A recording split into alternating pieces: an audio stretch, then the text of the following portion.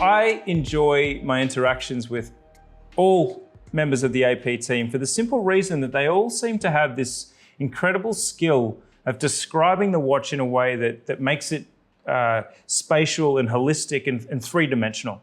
I had one of your designers describe to me the RD2 and said, just imagine an apartment block with 8 floors with furniture on every floor. We managed to put that into one floor with the RD2 and compromise and manage all of that without cluttering the movement architecture. And that led me to think of a question today about the code.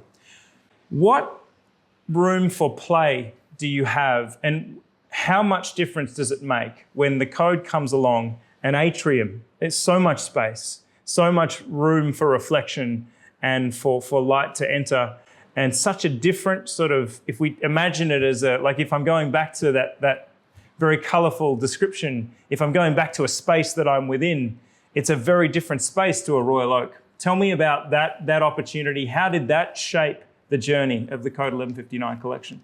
You want to start with that? Yeah, so on the code, as you mentioned, the challenge is the thickness of the watch, or the thickness of the movement as well. Of course, on the code, we have more space, but what we want to do is to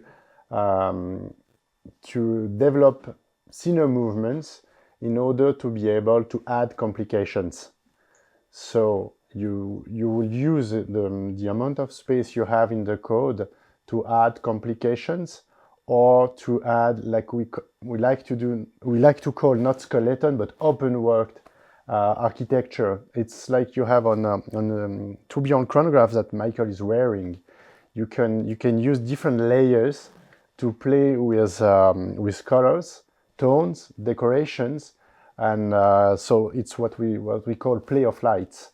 And the code is really nice to play with that, because you have the play of lights of the case and you have the echo inside with the movement. So it's really a territory to play with the lights, with finishings, decorations, and transparency.